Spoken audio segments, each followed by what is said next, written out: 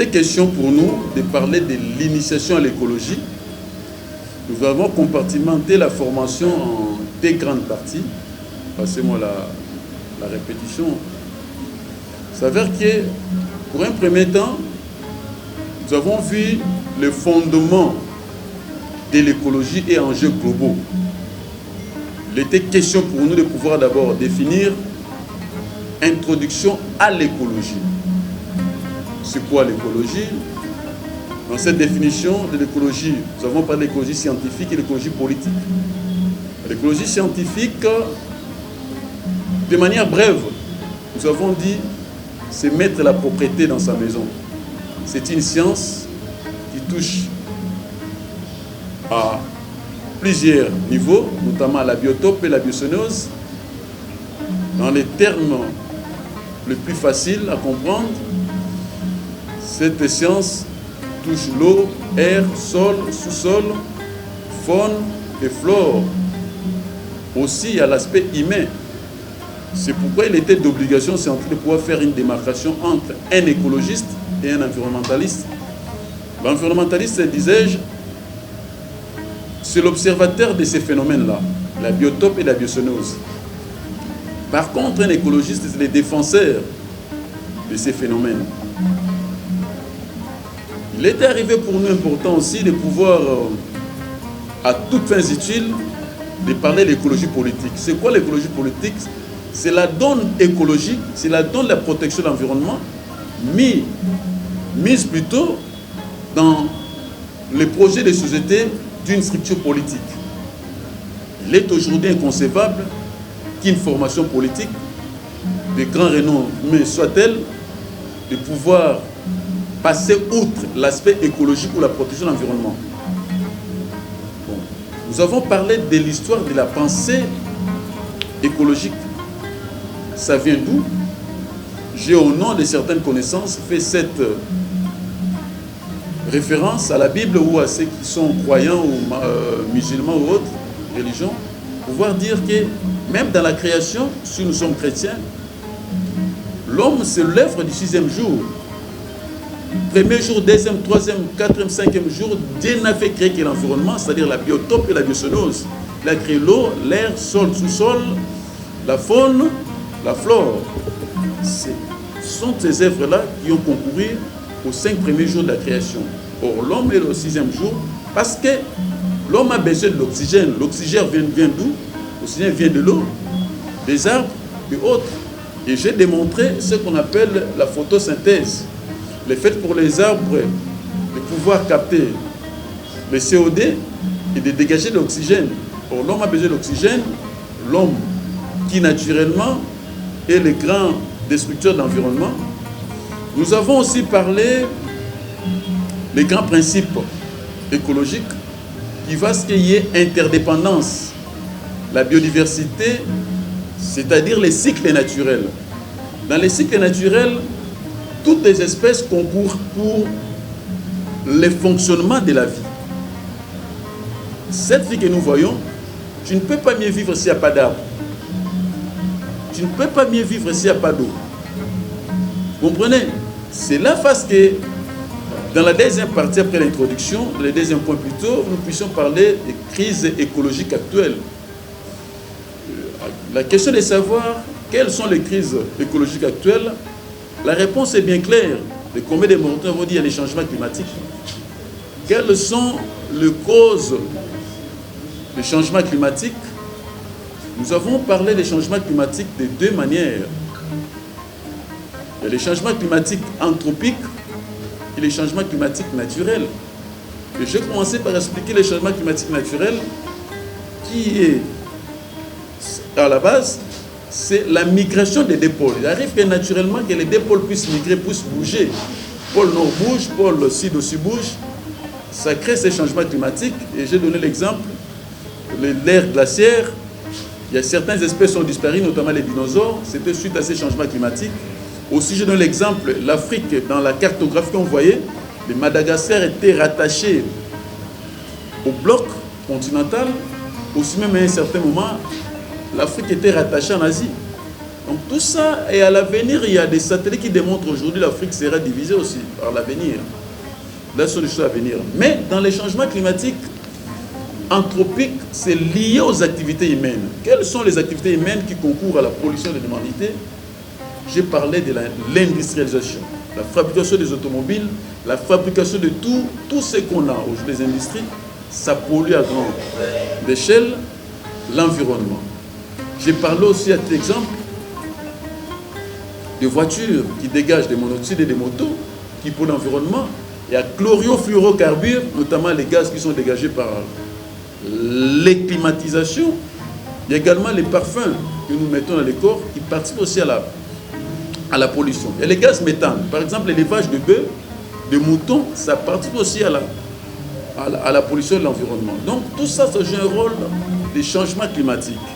Certes, il y a des littératures qui naissent aujourd'hui qui pensent que les changements climatiques sont tributaires d'emplois. Il y a certains emplois qui vont naître. Aujourd'hui, on parle de tout emploi doit avoir l'aspect vert. Bon, je parlais des pertes de biodiversité dans les crises actuelles.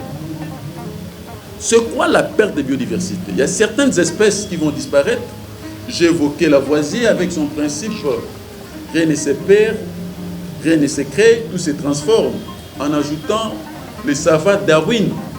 Darwin qui disait, dans la sélection naturelle, il y a certaines espèces qui vont disparaître d'elles-mêmes suite à certaines conditions de la vie ou certaines conditions climatiques. J'ai parlé de la pollution des sols, comment le sol est pollué. Le sol est pollué de plusieurs manières. Tout ça, c'est l'homme qui est à la base, avec l'utilisation des engrais. L'air est pollué par les activités aussi humaines. J'ai cité les activités humaines pour cause de la pollution. J'ai parlé de la pollution de l'eau. Nos activités, nous, concourent à la pollution de l'eau. Voilà. J'ai parlé aussi de l'épuisement des ressources naturelles. La surexploitation, aujourd'hui tout le monde, dans les principes du capitalisme, va avoir l'argent rapide. D'où il y a une exploitation rapide des richesses, des ressources naturelles. Quelles sont les ressources naturelles? C'est ce qui concourent au bien-être. Je peux citer les bois, les diamants, les cobaltes, et qu'on sort là, les minéraux 3T, et qu'on sort des tantalite. Ça fait partie des ressources naturelles. Mais il y a des ressources naturelles épuisables, des ressources naturelles non épuisables. Aujourd'hui même, il y a des auteurs qui pensent qu'il y aura déjà la guerre de l'eau. Parce que l'eau potable n'est pas partout. On peut avoir de l'eau salée. De l'eau salée pour les traiter, ça pose un problème. Quand vous arrivez en Afrique du Sud, les sols du sud d'Afrique du Sud n'a pas aussi d'eau comme chez nous. Et je vous annonce aussi en tant que scientifique, il y a même des fleuves qu'on appelle fleuves souterrains. Ce ne sont pas des fleuves visibles comme ça, des fleuves souterrains. Donc, il y a une cartographie aussi du sous-sol qui existe. Vous comprenez? Donc, même chez nous, il y a des ressources qui vont s'épuiser. D'où il faut la bonne gestion. C'est pourquoi nous pensons toujours à ce qu'on appelle le développement durable. Après ça, il était question de parler de l'écologie et justice sociale. L'écologie populaire et l'écologie élitiste. À un certain moment, le message doit être comment protéger les espèces qui n'ont pas de voix. La justice est là. Il y a beaucoup d'expressions aujourd'hui. Les gens pensent qu'on peut créer même une cour pénale de l'environnement pour lutter contre certains crimes qu'on appelle écocides. Vous êtes dans une guerre, vous bombardez les espèces en voie de disparition. Et là, je parle des espèces en voie de disparition, mais aussi des espèces en voie d'extinction. Il y a 3 conventions qui gouvernent ces domaines. J'en ai fait usage la fois passée, la convention Marpol, la convention CITES et la convention SOLAS. La convention Marpol, c'est la convention de la police maritime qui veille à chaque fois qu'il y a des navires qui arrivent au Congo. Il y a des contrôles qui sont faits par des inspecteurs de l'OMI, l'Organisation maritime internationale, qui doivent contrôler notamment certaines espèces en voie d'extinction, c'est-à-dire ces espèces en voie d'extinction, le niveau où le taux devient très faible. Nous avons l'obligation de protéger ces espèces-là. En voie de disparition, c'est-à-dire qu'ils ont déjà dépassé les caps, donc ils sont dans une rareté telle enceinte qu'il faut protéger ces espèces-là. Et à un moment là, je me promène, je vois un enfant se vendre ici avec une partie d'un serpent, c'est quoi, d'un boa, se promène avec ça, il vend de l'huile. Ailleurs, on va l'arrêter, carrément, parce que c'est pas normal. Il y a des espèces qui sont protégées, qui doivent en principe être dans les jardins, sous contrôle de l'État, sous contrôle du gouvernement, pour que ces espèces puissent pérenniser l'avenir. J'ai parlé des inégalités environnementales. Naturellement, dès qu'on crée le monde, tous les États n'ont pas bénéficié des mêmes équilibres, des mêmes ressources naturelles. Nous sommes parmi ces pays-là que Dieu a bénis. C'est pour on parle des bassins du Congo, on parle des bassins de Bornéo-Mekong, bassins d'Amazonie. Et là, ce sont des pays phares. J'ai parlé tout à l'heure, il faut développer la diplomatie verte. C'est-à-dire quoi? Il faut que nous ayons un schéma triangulaire à traiter avec l'Inde, qui est aussi une grande l'Inde de Palestine, qui dispose aussi des grands espaces forestiers. Il y a le Brésil avec la forêt d'Amazonie, il y a le Congo qui est le leader, suivi des Congo-Brazzaville, Cameroun, avec qui nous partageons la forêt. Les 9 pays traversés par la forêt équatoriale, nous devons mettre en place une politique commune pour pouvoir défendre les intérêts de ces bassins au niveau international. Donc, les cas pratiques, accès à l'eau, gestion des déchets, santé environnementale et consorts. J'ai donné l'exemple de l'étude des cas. On a analysé les problèmes de la déforestation qui a été exposé par un collègue qui était venu de Bandundu, avec qui on a eu aussi à nous entretenir autour de certaines questions de la déforestation. La déforestation, c'est le fait de couper les arbres, de couper la vie à un arbre. C'est ça qu'on appelle la déforestation. Donc, il faut reforester ou forester. Et il est des principes pour les écologistes et chaque écologiste doit planter au moins des arbres. Ça permet à ce qu'il y ait la durabilité ou la continuité de ces espèces. Le deuxième jour, notamment, on a renforcé ce qu'on a dit la fois passée en laissant l'espace à notre ami là. Mais les derniers jours aujourd'hui, il était important pour nous de parler d'écologie appliquée au développement social. C'est quoi l'écologie appliquée au développement social? C'est ces projets conçus, mis en application pour qu'il y ait le développement. Le développement, c'est quoi? On a posé la question, c'est les changements. Donc, c'est les changements apportés. C'est pourquoi nous avons épinglé 4 cas. Nous avons parlé de l'agriculture durable. C'est une agriculture qui tient compte des générations futures.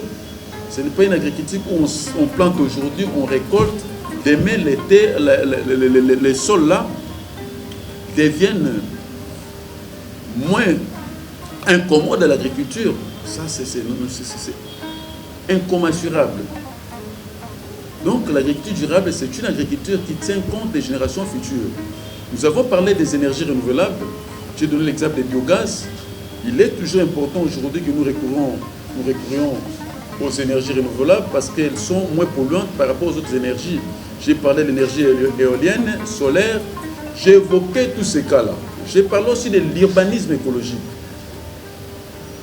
Les Manzanza-villes ont atteint un niveau où on ne respecte pas les normes écologiques. Pourquoi j'ai appelé les Manzanza-villes?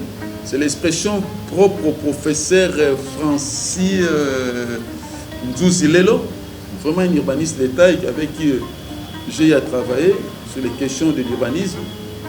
Parce que quand j'ai montré à Armand un travail que j'ai fait sur l'urbanisme, il m'a dit, maître, finalement, je suis partout. Je dis non. Ça, c'était un travail de master de recherche. J'ai écrit sur l'urbanisme où j'ai démontré que Kinshasa, sur 24 communes, 18 sont enclavées. Vous comprenez? Lui-même était surpris de voir tout ça. Donc, à un certain niveau, l'écologie appliquée au développement, comme je disais, dans le point 3, je n'ai pas de l'urbanisme écologique. Donc, on doit urbaniser en tenant compte de l'écologie. C'est-à-dire construire souvent les normes en respectant l'espace qu'on doit laisser pour l'eau, l'espace qu'on va laisser pour les terrains, l'espace qu'on va laisser pour les espaces verts. Comme vous avez l'habitude, il n'y en a pas assez aussi. Il y a des parcs d'attractions. C'est ça l'urbanisme écologique. J'ai parlé de l'éducation environnementale. Vous avez un rôle, vous, en tant que structure, de pouvoir aussi, en tant que tel, sensibiliser les générations futures. L'éducation à l'environnement, j'ai cité l'exemple d'Idas Pembe, quand il était ministre, il a insisté à ce qu'il y ait un cours par là à l'éducation à l'environnement. Nous, quand on étudiait, il y avait les cours de l'hygiène, il y avait beaucoup de cours là. Mais la dose environnementale qui fait pignon aujourd'hui, comprenez, n'est pas aussi conçu de la même manière. Nous, il y a l'importance de pouvoir en parler à nos enfants.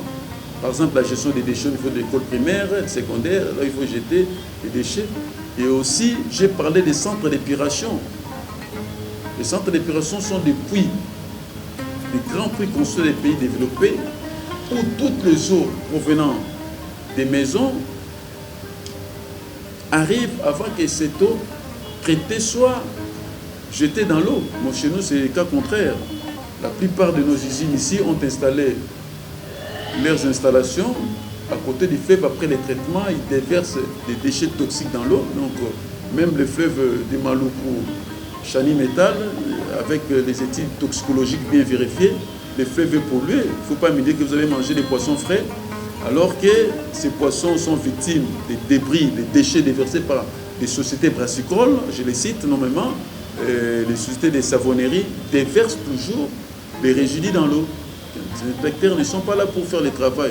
Donc, quand même, vous tous aussi, quand vous mangez, vous voyez que vous mangez toujours dans l'eau, parce que l'eau peut tout réguler. La fois passée, il y a des problèmes à cause de fuites au niveau de l'Angola.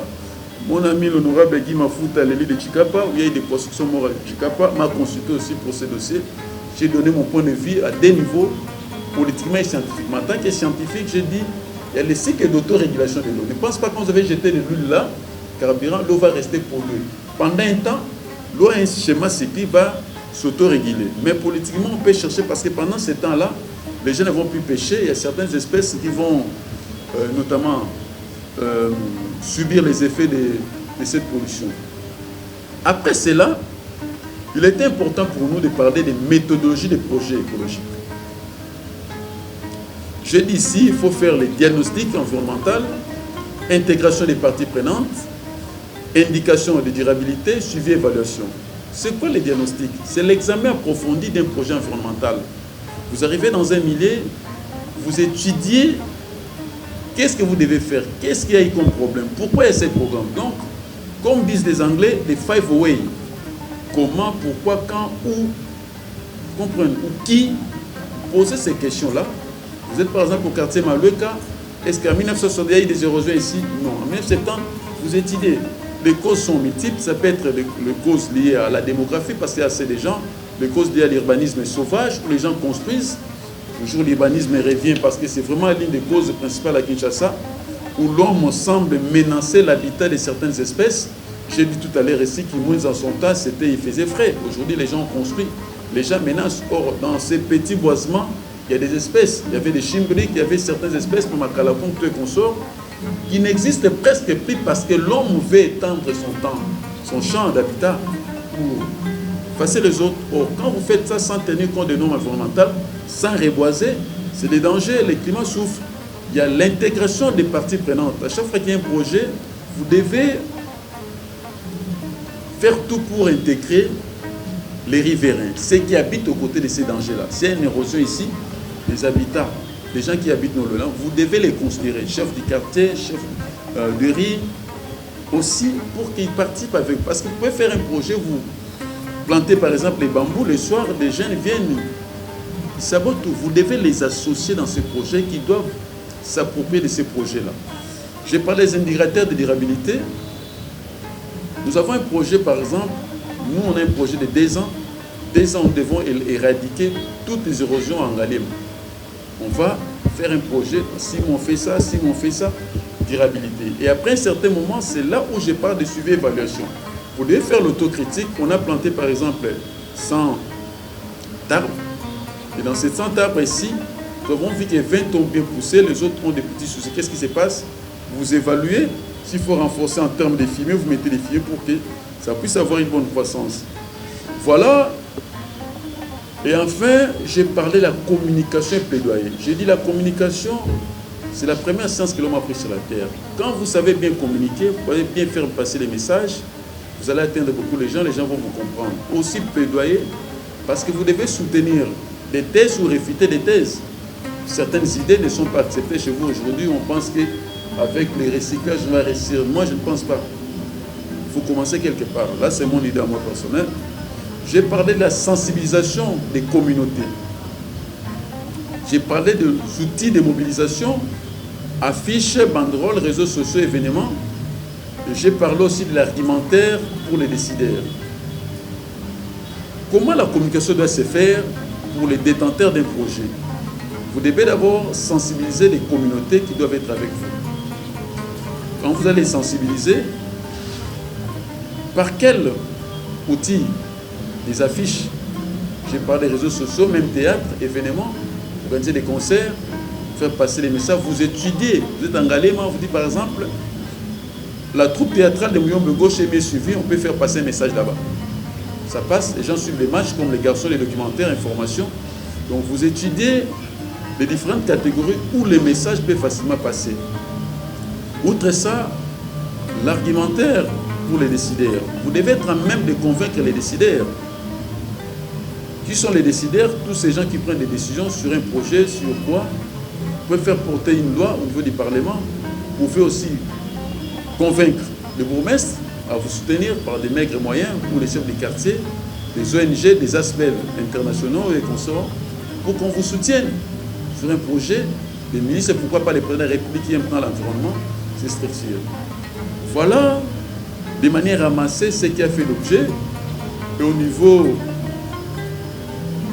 j'ai pris un exemple d'un atelier pratique pour construire un projet pilote écologique et social, où j'ai donné l'exemple d'un quartier. Et dans ces quartiers, vous devez tout faire pour que, quand vous allez exposer, vous n'ayez pas assez de problèmes. Voilà, et à la fin, j'ai eu le temps de parler de ces glossaires qui a repris beaucoup de termes usuels. Attendons par d'un quartier, éco-quartier par exemple. Comment réduire les déchets? La biodiversité, c'est quoi? Tout ça, ce sont des expressions propres aux écologistes, mais mises en pratique par tout le monde.